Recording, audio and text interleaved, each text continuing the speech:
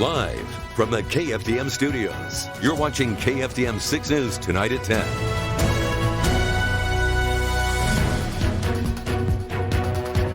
Good evening. Thanks for joining us tonight. Tiffany has the night off. Happening at this hour, plans to have Port Arthur ISD students return to in-person learning in August might be easier said than done. That's because students are opting to enter the workforce full-time rather than resume classes. KFDM's Angel San Juan is live in the studio tonight to explain why and share the superintendent's fears. Angel?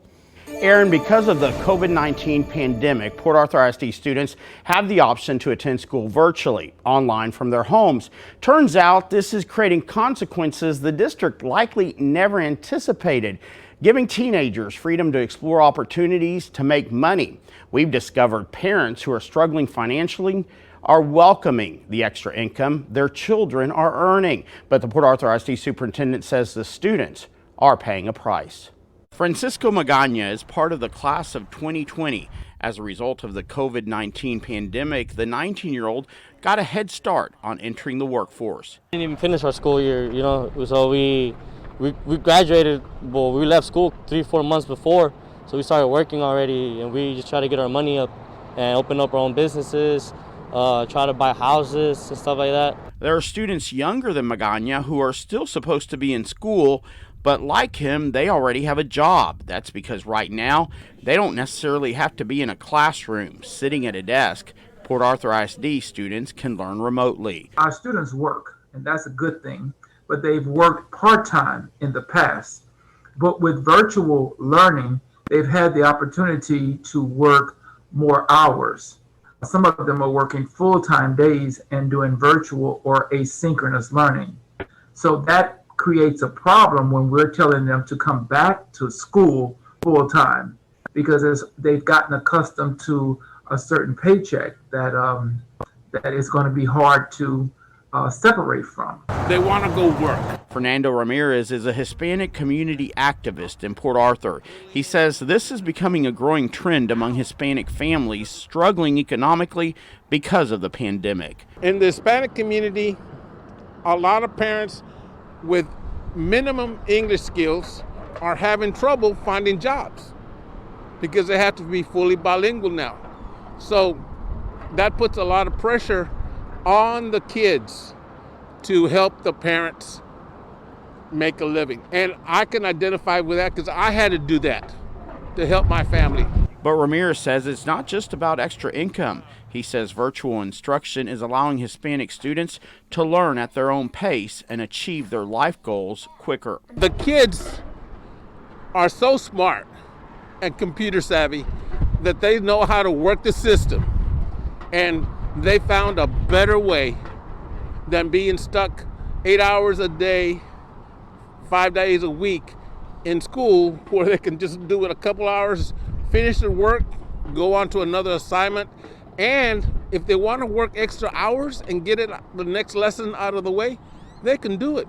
So some parents are saying, no, my kid is doing better now that they're doing it online and homeschool. Magana says it's opening opportunities for Port Arthur's youth. We have the chance at a young age to start working at positions that older men are working at, But Port Arthur ISD Superintendent Dr. Mark Portery says the jobs these students are getting for the most part are minimum wage positions, and their paychecks are probably bigger now because they're working more hours. Dr. Portery cautions that these wages are for the right now, not for the long term, and tells parents the money their children are bringing home can't compare with the salary potential they will have by finishing school. Education will bring students out of poverty. It allows them to have a lucrative life.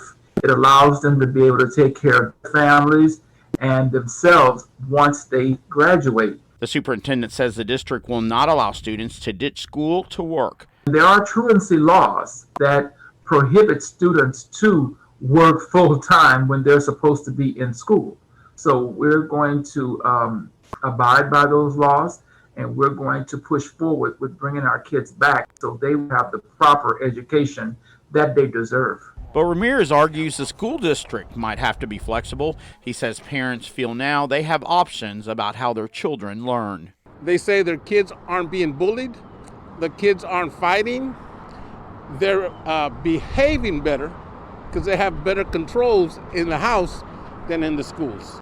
But Dr. Porter is hoping Port Arthur parents are not enabling their school-aged children to prioritize work over their education. I'm not even going to consider that a parent would even think that is right to have their children working at that age as opposed to coming to school. That's not even logical to me. I can't even think about that. So surely we don't have parents in our community that feels that way.